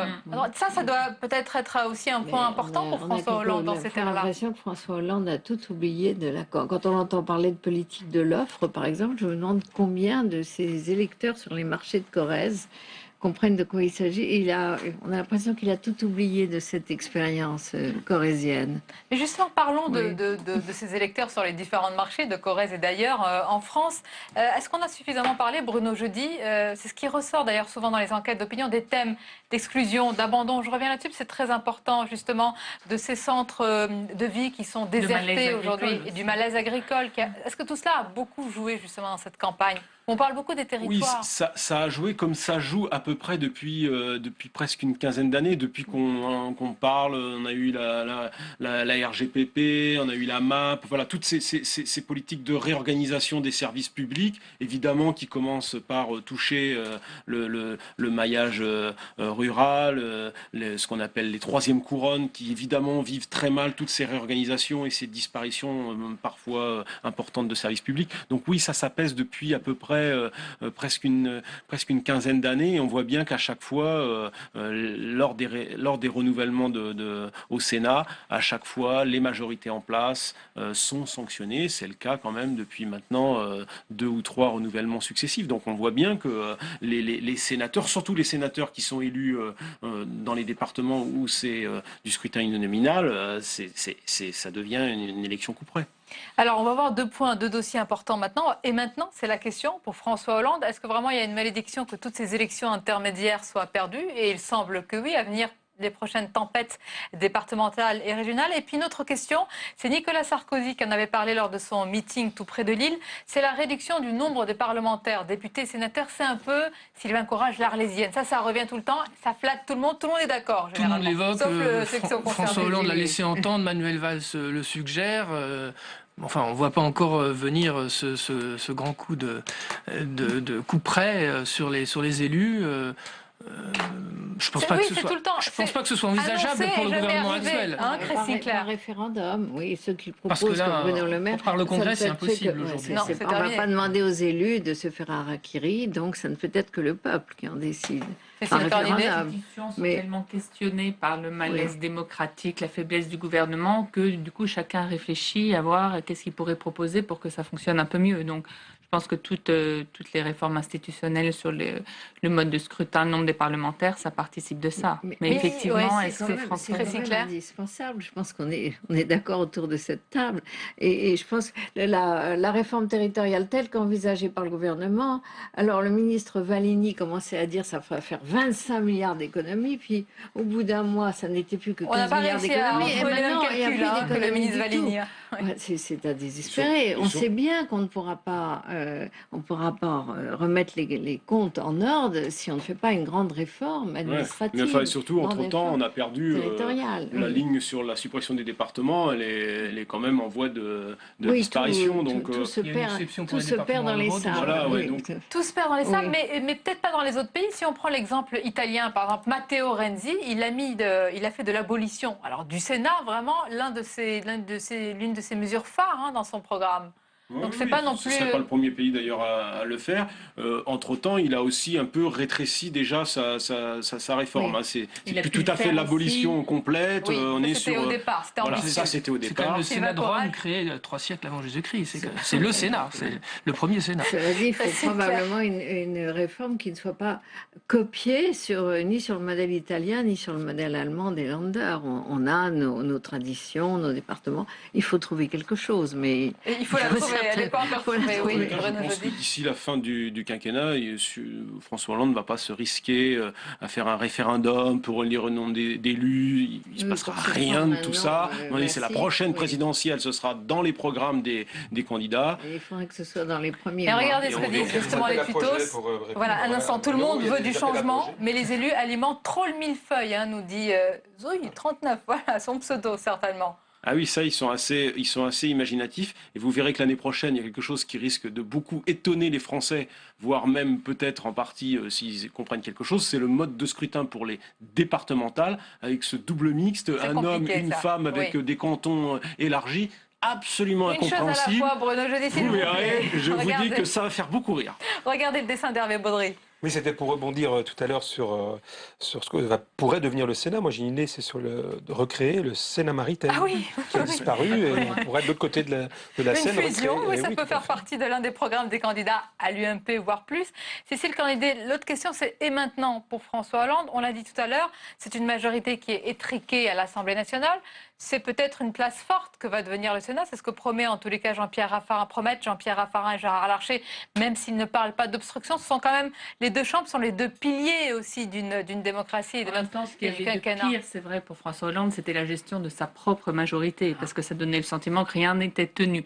Donc, à part peut-être la réforme territoriale, où là, le Sénat va faire de l'obstruction et qui, à mon avis, va être très difficile, sur le reste, finalement, ce sera peut-être un tout petit peu plus clair pour François Hollande. Il gérera sa majorité à l'Assemblée nationale, et comme l'Assemblée nationale a le dernier mot, finalement, c'est peut-être pas si mauvais. De ce point de vue-là, c'est peut-être pas si mauvais. Les choses seraient plus calmes. Mais Bruno, je dis, il y a des textes très importants qui vont arriver. Il y a le budget, il y a des décisions aussi difficiles à prendre. On l'a appris ce soir avec le déficit de la sécurité sociale, sur le congé parental. Ce sont quand même des décisions qui vont avoir beaucoup de mal à passer. Déjà au sein de l'opinion et puis parmi les parlementaires. De toute façon, s'agissant de la loi de finances, l'année dernière, elle n'avait pas été votée au Sénat, donc ça ne changera pas grand-chose pour François Hollande, qui devra surtout se battre pied à pied pour faire passer sa loi de finances à l'Assemblée nationale. Et ça ne sera pas facile compte tenu de la fronde qui règne à l'intérieur du groupe socialiste. Le plus difficile, c'est d'abord de boucler ce budget, donc il va être présenté dans les prochains jours. Et on voit déjà, comme d'habitude, que la difficulté et la variable d'ajustement, c'est le budget de la Sécu, où on va rogner à peu près sur toutes les aides qui touchent la politique familiale pour essayer de rentrer dans les clous, je crois, d'un dérapage qui s'élève presque à 2 milliards par rapport au... Oui, c'est un tour de vis attendu quand même sur les prestations familiales. C'est très intéressant parce qu'il y a une orientation... Enfin, un ami de François Hollande, qui est le professeur Jean Matou, dit depuis des années qu'il faut en finir avec l'encouragement à la natalité. Enfin, c'est vrai que quand De Gaulle et Michel Debré ont lancé le grand programme, la France avait quelque chose comme 45 millions d'habitants. On en est à presque 65 millions. Il y a une démographie favorable en France. Oui, il y a une démographie favorable. Est-ce qu'il faut encourager les familles à avoir 3 enfants et plus? Bon, là, il y a un premier pas. Si on réduit, si on supprime l'allocation pour le deuxième enfant. Très attaché à ne pas toucher à l'universalité de la politique familiale. Bien donc sûr, mais on grignote à gauche, à droite. On peut imaginer qu'on n'encourage pas forcément le 3e, le 4e enfant. Ce qui est plus favorable aux familles. Sans contraindre les gens à avoir, les couples à avoir 2 enfants et pas plus. Il y a peut-être une révision historique déchirante à faire. À un moment, on ne trouve pas d'emploi. Ce qui est plus utile pour les familles, c'est surtout la garde, ce sont les crèches en fait. Bien sûr. C'est ça qui fait la politique de la petite enfance, plus que les allocations. Et là, quand même, ce sont des décisions difficiles. On parle de ce tour de vis sur la politique familiale. Précisons aussi, pour ceux qui nous écoutent, et ils le savent parce qu'ils le ressentent, sur le gaz, sur l'électricité, les factures vont grimper. Ce sont des semaines et des jours difficiles également pour le gouvernement, Bruno, je dis. Oui, de toute façon, l'économie est en panne. Donc forcément, il n'y a pas de grain à moudre, comme on disait autrefois. Il n'y a pas de redistribution possible, comme l'avait rêvé François Hollande au début de son mandat. 2 ans de redressement, 3 ans ensuite pour redistribuer. Il n'y a pas de redistribution possible. Même si aujourd'hui, et contrairement au discours général entendu notamment auprès des frondeurs, il n'y a pas d'austérité en France. On n'est pas dans un pays qui vit l'austérité comme ça peut être le cas dans certains pays. La peur de l'austérité. On est dans la peur de l'austérité, on n'est pas dans l'austérité. Alors un tweet à l'instant, il nous dit à ce rythme, il ne restera bientôt plus de bijoux aux familles. On va tout leur prendre. Cécile, c'est quand même des décisions difficiles sur la politique familiale. Le budget, finalement, qu'est-ce qui nous reste à connaître de ce budget qui va être présenté? Ce sont les économies. Où sont les économies? Et toutes les économies, on le voit avec la politique familiale, ce sont des choses qui font mal. Donc c'est vrai que dans les jours et semaines qui viennent, ça va être des débats pour savoir est-ce qu'on rogne là ou là, mon avantage là, mon allocation. C'est tout ce débat qui va se tenir à l'Assemblée. Et c'est là où on pourra voir, parce que je reviens au Sénat, si vraiment cette Chambre deviendra une nouvelle force de proposition. Ça va surtout être dur pour les ministres budgétaires de gauche de venir défendre ces économies au Sénat. Ils vont passer un moment difficile, j'imagine. Ça va d'abord un lieu de contestation de la politique et des coupes budgétaires. Lieu de contestation, mais est-ce que ce sera aussi un lieu de proposition, Christine Claire? Et si oui, les propositions de qui? Est-ce que par exemple, comme ça avait été le cas donc avant, parce que quand le Sénat avait basculé, était devenu le laboratoire un petit peu de la gauche et de François Hollande, est-ce que le Sénat peut être le laboratoire Nicolas Sarkozy, de ses idées ou d'autres? On peut imaginer qu'un président élu avec le soutien de Sarkozy aura à cœur de montrer qu'il est réformateur et qu'il veut imprimer un mouvement. Si c'est uniquement pour défendre les intérêts des sénateurs, ça ne sera pas de bon augure pour... on se demandera pourquoi il faudrait voter pour Sarkozy dans ce cas-là. Ce ne sera pas de bon augure ni pour le Sénat, ni pour l'image du Sénat. Je pense qu'à court terme, le Sénat d'opposition, puisqu'on l'appelle ainsi, va surtout batailler sur la loi, la réforme territoriale. Oui. C'est vraiment le premier texte sur lequel on va... Il faut qu'il fasse des contre-propositions. Oui, il faut qu'il fasse des contre-propositions, mais c'est pour ça, c'est vraiment le texte, à mon avis, sur lequel, à mon avis... C'est la première grande bataille à venir. Première grande bataille, et puis symbolique pour celui qui va s'installer sur le... Et là, on verra bien le rapport des forces à l'intérieur de la majorité, également entre la droite et le centre, et puis évidemment par rapport à l'exécutif. Merci beaucoup, on va poursuivre cette édition spéciale. Et on va parler à présent de l'image de nos institutions, et en particulier du Sénat. Vraiment image dégradée, on l'a vu dans les différentes enquêtes d'opinion. Alors cette image changera-t-elle avec les promesses de réforme et aussi l'arrivée de nouveaux entrants ? Comme par exemple l'ancien ministre, vous le voyez à l'écran, François Baroin, qui prend ses marques également à la Haute Assemblée, ou d'autres venus fraîchement élus hier. On fait le point sur ces nouveaux entrants avec Cécile Sixou. Dernière révision avant l'arrivée des sénateurs. Ce matin, ils sont là pour accueillir les petits nouveaux. François Aubé, élu dans le Calvados, en fait partie. C'est l'un des rares socialistes à faire ses premiers pas au Sénat.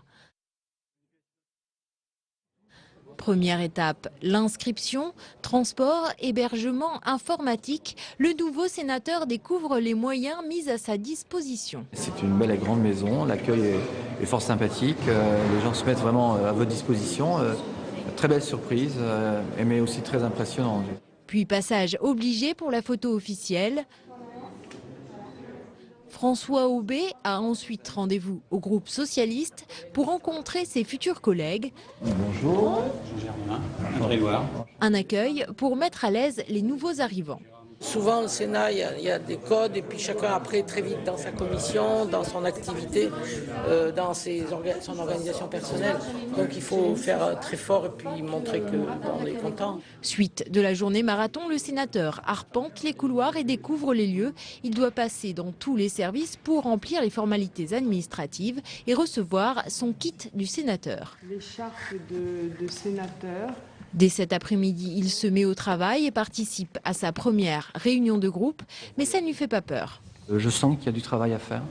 En tout cas, j'ai été élu hier pour cela, donc ça tombe très bien. C'est un rendez-vous important pour moi et je ne vais pas le rater. Dès le mois prochain, il souhaite travailler sur le texte de la réforme territoriale et dès aujourd'hui, il compte bien devenir un familier des lieux. Et on poursuit notre édition spéciale. Je suis toujours en compagnie d'Hervé Baudry pour croquer cette actualité.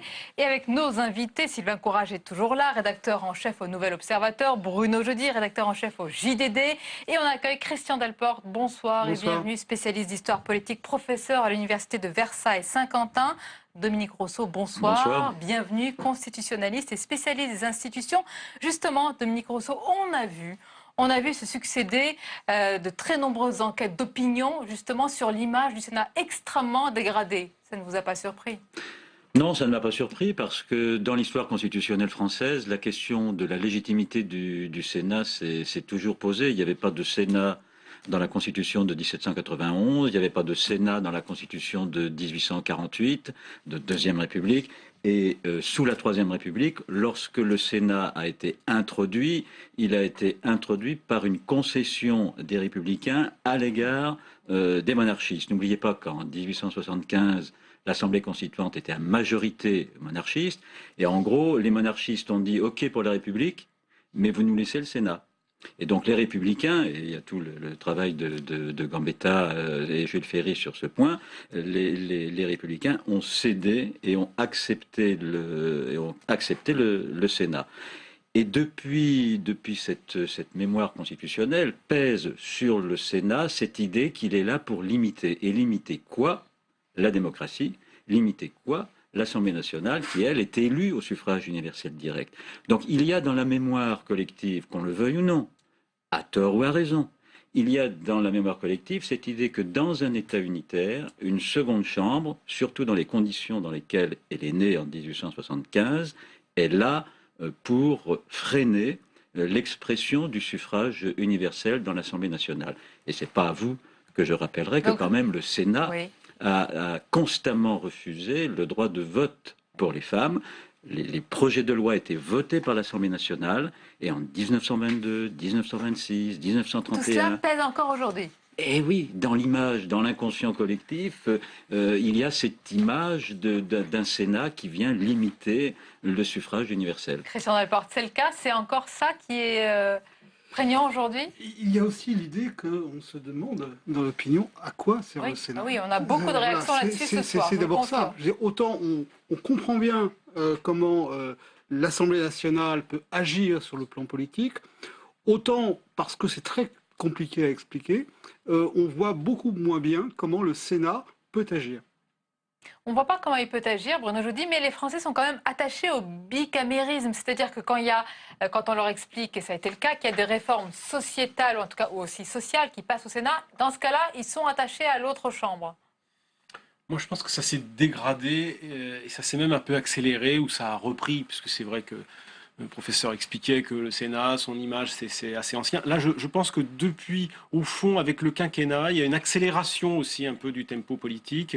On voit bien sur les 10 dernières années que le Sénat a eu de plus en plus de mal à trouver sa place. Et surtout, c'est très difficile depuis une décennie de voir vraiment la plus-value que le Sénat a pu apporter sur les différents grands textes. On ne le voit plus. Peut-être qu'à une époque, sans doute que ça s'est vu dans les grands débats peut-être sociétaux auxquels vous faisiez allusion, mais si on prend sur les 10 dernières années, et je ne dis pas les 10 dernières années par hasard, c'est par rapport au quinquennat finalement. On voit bien que le Sénat ne trouve pas sa place dans ce quinquennat. Il y a aussi eu, avec la réforme de 2008, j'ai l'impression une accélération peut-être du tempo, notamment à l'Assemblée nationale, et au fond le Sénat reste un peu en retard et ne trouve pas sa place. Le Sénat est-il encore utile à la démocratie Peut-être ça, Daniel Conso, je repartirai sur ce que vous avez dit. Il est utile à la démocratie s'il représente quelque chose. L'Assemblée nationale, on ne pose pas la question de l'Assemblée nationale. L'Assemblée nationale, elle représente le peuple. Et le Sénat, il représente quoi?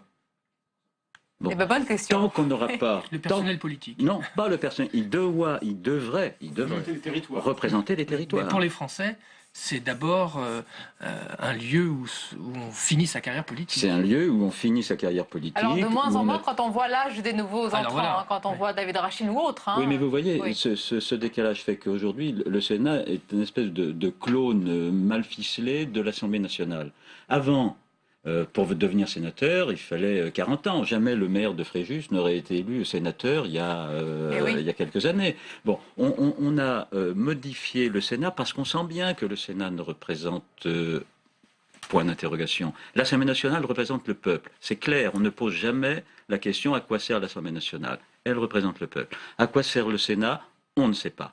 Tant que le Sénat ne sera pas l'Assemblée qui représente les territoires, mais les territoires d'aujourd'hui, par le seigle et la châtaigne du 19e siècle, les territoires d'aujourd'hui. Tant que le Sénat ne représentera pas les territoires d'aujourd'hui, c'est-à-dire les métropoles, les régions, eh bien, sa légitimité sera discutée. La légitimité du Sénat, elle n'est pas discutée en Allemagne, elle n'est pas discutée aux États-Unis. Justement, pourquoi elle n'est pas Parce que l'Allemagne est un État fédéral et la seconde chambre... Et par conséquent, dans un État fédéral, on représente les citoyens, c'est l'Assemblée nationale, on représente les territoires, les Länder, c'est le Bundesrat.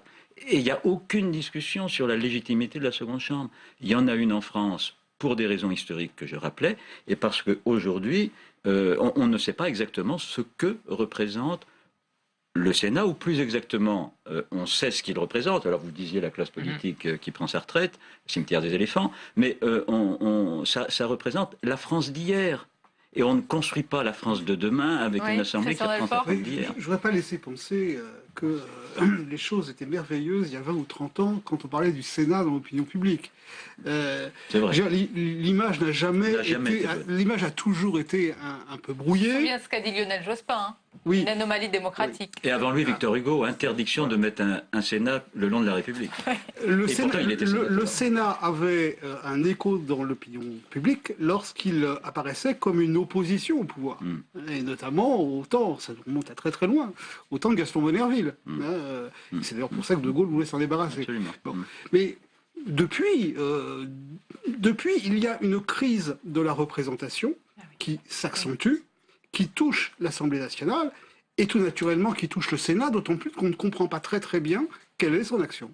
Moi, je pense qu'il y a eu un raté en 2008 avec la réforme constitutionnelle. Et il n'y a pas, à l'époque, aussi bien ceux qui ont travaillé dans le rapport préliminaire, préparatoire à cette réforme, puis au moment de la discussion, il n'y a pas eu de réflexion sur le Sénat à ce moment-là. C'est-à-dire qu'au fond, on a réformé surtout la procédure pour l'Assemblée nationale sans trop réfléchir au Sénat. Et on voit que c'est difficile maintenant de faire des réformes constitutionnelles et ce ne sera pas possible là. On va voir ce qu'en pense c'est dommage que celui ça ait été raté en 2008. Président du Sénat, président d'un Sénat de gauche, ça a été une parenthèse de 3 ans, Jean-Pierre Bel, dont l'action a été beaucoup critiquée et lui se défend en disant j'ai eu une majorité qui était très compliquée à mener finalement. On va l'écouter sur ce sujet. La trace que j'ai voulu ici faire vivre, c'est montrer que nous pouvions être une assemblée qui était beaucoup plus ouverte sur la France d'aujourd'hui. Moi, je ne suis pas pour toute forme de bicamérisme. Moi, si c'est pour mettre en place le Sénat conservateur, du type le Sénat canadien, le Sénat italien ou le Sénat haïtien, ça ne m'intéresse pas. Je suis pour un bicamérisme rénové. Donc, nous avons voulu, dans un premier temps, j'en suis très fier, nous tourner vers les élus locaux, vers les collectivités locales. Et les états généraux de la démocratie territoriale qui ont fait qu'ici, au Sénat, plus de 1000 élus sont venus discuter de ce qu'ils voulaient pour leur collectivité, c'est déjà un point très très important. Ensuite, j'ai voulu plus de sobriété dans le fonctionnement du Sénat. Et nous avons considérablement, je pense, oui, c'est une avancée. Voilà pour la réaction de Jean-Pierre Bel, qui est encore président du Sénat pour quelques jours. Et on poursuit notre édition spéciale, toujours en compagnie de Christian Delporte, Dominique Rousseau, Sylvain Courage. On accueille Stéphane Rosès, le politologue. Bonsoir Stéphane. Bonsoir, vous venez d'entendre ce qu'a dit Jean-Pierre Bel. Il parle d'un bicamérisme rénové, etc. Ça, ce sont des mots pour le moment. Ce sont des mots, ça a été dit, je crois, très justement. Il y a d'une part deux choses. Un raccourcissement du calendrier politique dans les attentes des Français qui veulent de l'efficacité. Et donc, si le Sénat semble ralentir, il faut qu'il y ait une raison, il faut qu'il y ait une lisibilité. Or, évidemment, un Sénat de gauche qui ne votait pas les principaux textes semblait être absolument inutile. Qu'est-ce qu'il apportait? Donc je pense que maintenant un Sénat de droite va donner évidemment une plus grande légitimité. On va voir si la nouvelle majorité sénatoriale arrive, ça a été dit tout à l'heure, à incarner une alternative possible. Et là, il y a une justification qui a un retard. Mais quand même, avouer qu'un Sénat de gauche qui ne votait pas les textes apparaissaient absolument inutiles et la seule justification du Sénat, c'est d'améliorer des dispositifs, c'est d'aider la majorité du moment. Donc s'il y a un Sénat qui à la fois fait perdre du temps, comme ça a été le cas, sans jamais voter, je dirais, sur les textes essentiels et donner le sentiment d'avoir une majorité stable, effectivement, les Français se demandaient à quoi servait cette institution. Le clin d'œil d'Hervé Baudry, notre dessinateur, on va regarder la caricature. Ça faisait déjà réagir De Gaulle, je crois, en 69, sur ça. Oui. Il appelait ça un repère de vieux croumis racornis. Ah, c'est le cas de Dominique Rousseau, c'était la vraie phrase. Je ne permettrai pas de reprendre ces propos. Mais non, mais ce qu'a dit Stéphane Rosès, ça améliore les textes. C'est-à-dire la navette parlementaire, ce que disait, je crois d'ailleurs, Roger Carucci, il dit si on élimine cette chambre, il y aura une multiplication, une explosion de lois émotionnelles. Il n'y aura pas le temps de la réflexion. Ça, non, c'est un argument classique. Je crois que ça ne tient pas la route. C'est un argument classique. Je pense que le Sénat, sous la Ve République, a très longtemps été dans l'opposition. Il faut jamais oublier que c'est le Sénat qui a fait partir De Gaulle. C'est pas la gauche. C'est parce que le président du Sénat, Alain Poher, a pris la présidence du cartel des noms en 1969 que De Gaulle est tombé. Et De Gaulle est tombé sur quoi? Sur la création des régions et sur la transformation du Sénat en une assemblée composée de socioprofessionnels et d'élus. C'est le Sénat qui a fait échouer en 1984 la réforme que voulait Mitterrand pour étendre le champ du référendum. C'est le Sénat qui a fait échouer en 1990 le droit pour les citoyens de contester la constitutionnalité de la loi. Donc, à part la période Giscard d'Estaing, 74-81, le Sénat a constamment était dans l'opposition. Et là, vous aviez raison, il y avait une majorité de gauche au Sénat, mais il n'y avait pas de majorité présidentielle au Sénat. Il faut faire la distinction, majorité de gauche et majorité présidentielle. Et toute l'ambiguïté était là, ce qui fait qu'un certain nombre de textes du gouvernement ont été retoqués. Est-ce que c'est embêtant? Oui, ça doit être embêtant, mais la Constitution donne à l'Assemblée nationale le pouvoir de dernier mot. Donc, ça retarde, mais ça n'empêche pas sauf sur les questions de révision constitutionnelle. Oui. Parlons de l'équilibre, Christian Delport, des deux chambres. Le bicamérisme, il distribue le rôle. Les députés, ils mettent en œuvre le programme, enfin, le programme et puis les lois décidées par l'exécutif. Et les sénateurs, ils en assurent le bon équilibre. C'est un petit peu cela. Mais c'est le mot qui résume le Sénat, l'équilibre. Et on le voit d'ailleurs, parce qu'effectivement, il y a des majorités. Il n'y a jamais de majorité absolue. Il n'y a jamais un parti politique qui a, et c'est encore le cas, qui a la majorité absolue. Pas plus le PS hier que l'UMP aujourd'hui. On est toujours dans ce jeu d'équilibre. Oui, le paradoxe de la France, c'est que pour s'assembler, elle part du conflit. Or, la pièce maîtresse... Vous voulez dire que c'est très français, ça? Oui, alors justement, on peut tous se féliciter ici qu'il y ait une chambre où il y a le temps de réfléchir, où en général le travail des commissions est de qualité, mais pour la représentation des Français, elle est constituée à partir d'un clivage qui, forcément, à un moment amène le consentement, dont la pièce maîtresse est le président de la République. Et donc, du coup, c'est un peu bizarre. C'est un paradoxe, mais c'est un peu bizarre dans le dispositif politique qui est chez nous une dispute commune, dont la dispute crée du commun, qu'il y ait dans ce dispositif, au quotidien, une structure où on voit des gens qui semblent travailler plutôt en bonne composition et un peu décalés par rapport à cette représentation. D'où le côté un tout petit peu baroque et justement, on peut louer comme expert le travail des sénateurs, mais ça imprime pas dans la représentation nationale. Non, ça imprime pas, c'est clair, on l'a vu dans les différentes enquêtes d'opinion. Sylvain Courage, et maintenant, difficile d'enterrer le Sénat comme ça d'un coup, mais l'institution n'est pas intouchable. Jean-Pierre Raffarin a quand même dit qu'il y avait un coup très fort porté à sa crédibilité, qu'elle était même menacée de disparition. Est-ce qu'on pourrait envisager, et d'ailleurs les écologistes le disent, que ce soit une élection au suffrage justement universel direct, que ce soit une chambre des régions? Non. Jean-Pierre Raffarin, il a intérêt à dramatiser le moment parce qu'il veut apparaître comme le réformateur. Comme du sursaut, il a bien compris que le Sénat était très décrié et donc il va essayer de se présenter comme le sauveur, mais le sauveur qui change la donne. Alors son discours va être très écouté demain. Quelle solution va-t-il proposer? L'élection au suffrage universel, ça me paraît un petit peu irréaliste. C'est plutôt dans la direction qu'indiquait monsieur, c'est-à-dire la représentation des territoires, puisqu'il y a une question aussi sur la réforme territoriale finalement. Et on le voit dans l'élection aussi des sénateurs Front National, une partie de la population qui se sent délaissée. Donc est-ce que le Sénat peut pas justement être le garant de ça, de la continuité territoriale, des services publics, de la ruralité? Là, il y a peut-être un positionnement possible pour le Sénat. Oui, sur ce point. Oui, je suis d'accord. Plus le Sénat voudra ressembler à l'Assemblée nationale, moins il sera légitime. C'est-à-dire, on a bien vu abaisser l'âge des sénateurs pour qu'ils puissent être élus au même âge que les députés, non. Faire élire le Sénat au suffrage universel comme l'Assemblée nationale, non. C'est pas un clone. Mais on lui reproche en même temps de ne pas être assez rapide, réactif. Il faut que le Sénat ait sa propre identité. Et la Constitution déjà le dit, article 24 ou 25, le Sénat est le représentant des collectivités territoriales. Donc si le Sénat doit retrouver une crédibilité, c'est par cette représentation, mais des collectivités territoriales d'aujourd'hui. Moi, il me semble que si la France va vers un État régional et encore plus fédéral, la question du Sénat est réglée. Il existera. Et sa légitimité ne sera plus en doute.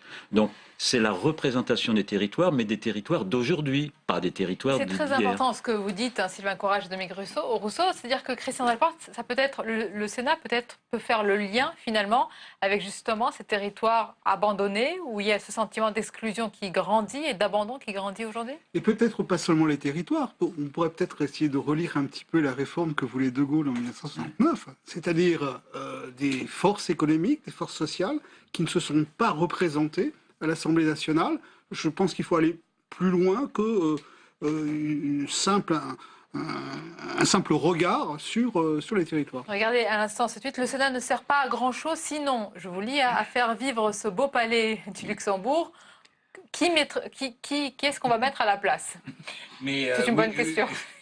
Stéphane Rosès. Le dessin était assez effectivement explicite, mais je reprendrai ce qui a été dit qui est tout à fait intéressant. C'est-à-dire que traditionnellement, le Sénat, c'est la France conservatrice, la France patrimoniale, la France des rentiers. Et ce qui est vrai, c'est que ce qui se passe en ce moment dans les territoires, avec le phénomène de métropolisation, vous l'avez dit à juste titre, c'est qu'il y a géographiquement une partie majoritaire du territoire qui a le sentiment que, je dirais, les ressources, la représentation, la dynamique nationale est concentrée à certains endroits et qu'eux en sont exclus. Évidemment, on a vu dans le travail du Front National et la progression du Front National du bas vers le haut qu'ils ont intelligemment utilisé le sentiment soit néo-ruraliste, soit dans les zones urbaines, de gens qui se disent mais tout ça, ça se fait en dehors de nous. Et donc effectivement, il y a une tradition française qui essaye de l'égalité, de la continuité territoriale, des péréquations des services publics. Et toute cette population peut peut-être effectivement se retrouver peu à peu plus représentée par des élus attentifs justement à la question des territoires et pas seulement aux logiques économiques qui font la métropolisation des territoires. Il y a peut-être une proposition intéressante, c'est celle d'Hervé Baudry dans sa caricature. Regardez, après je vous laisse la commenter, celle-ci. On ne sait jamais, mais le Qatar, dans quelques années, pourrait racheter le Sénat parce qu'on pourrait séparer les chambres hautes et faire un bel hôtel, quand même, je crois. C'est une proposition, oui, surtout que le lieu est magnifique. Mais Denis Crousseau, si l'émission est sponsorisée, si l'émission est sponsorisée par le Qatar, ça va être difficile sur la politique internationale. Non mais revenons peut-être à ce qui nous concerne. On aura un autre débat sur le foot et le Qatar une autre fois. Sur ce que dit Stéphane Rosès sur le Front National, c'est vrai. Et Sylvain Courage le disait tout à l'heure, ils ont multiplié par 4 cette réserve de voix. On a l'impression vraiment d'un enracinement dans les territoires. Oui, mais si vous voulez, je pense que là, c'est la conclusion logique de l'implantation progressive du Front National dans les collectivités locales. Le travail qu'ils ont fait, par exemple, pour récupérer les parrainages pour Marine Le Pen en 2012, les conseillers municipaux, c'est pas simplement les mêmes, les conseillers municipaux qui ont été élus donc aux dernières élections. Donc tout ça se traduit ensuite par ce mouvement de maillage. La progression, si vous le voyez bien, la progression au Sénat se fait dans les bastions traditionnels, là où il avait progressé le moins. C'est donc la preuve que le travail dans le temps. Christian Delport sur ce sujet pour conclure. Il y a ça indéniablement, mais il y a également une forme de normalisation du Front National. C'est-à-dire qu'un certain nombre d'élus sans étiquette n'hésitent plus aujourd'hui à voter FN. Et on l'a vu. Il se normalise parce que précisément il commence par avoir des élus, donc il devient un parti banal, normal, donc on vote pour lui. On aura l'occasion d'en reparler. Merci beaucoup, messieurs, d'avoir été nos invités. Merci Christian Delport, Stéphane Rosès, Sylvain Courage et Dominique Rousseau. Merci beaucoup Hervé Baudry. Et on arrive à la dernière page de ce 22h avec le rappel bien sûr des principales informations du jour et de la soirée. Tout cela est préparé par Agathe Pécasta. Regardez.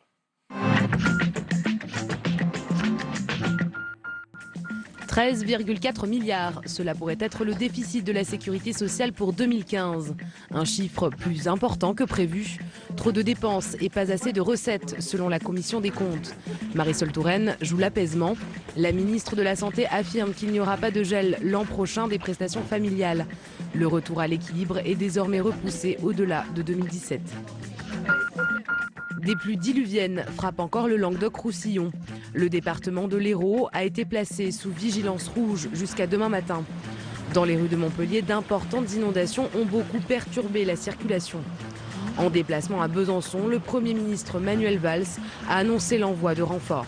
Les moyens de l'État seront au service de ces populations qui, je le sais, sont en grande difficulté, en détresse, qui ont peur parfois face à ces intempéries. C'est un nouveau tournant dans l'affaire Big Malion. 4 cadres de la société de communication ont été placés en garde à vue. Parmi eux, l'ancien dirigeant Bastien Millot. L'enquête porte sur les fausses factures réalisées pour l'UMP lors de la campagne de 2007 de Nicolas Sarkozy. Les pilotes d'Air France ont fini par lâcher prise. Après 14 jours de grève, leur syndicat national abandonne, alors même que le projet de Transavia France reste d'actualité. Mais le retour à la normale n'est pas immédiat. Aujourd'hui encore, plus de la moitié des vols étaient annulés. Il faut réajuster les plannings et acheminer les avions restés au sol. La direction assure que les vols seront rétablis dès demain. À Hong Kong, les pro-démocratie poursuivent la lutte. Des dizaines de milliers de manifestants se préparent à de nouveaux affrontements avec la police.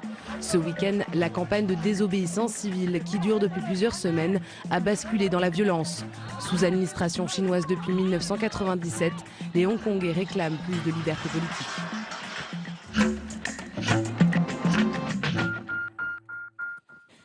Voilà, et on arrive à la fin de cette édition spéciale. Merci de nous avoir suivis. Merci plus généralement de votre fidélité. Belle et douce nuit à vous. À demain, avec plaisir, bien sûr.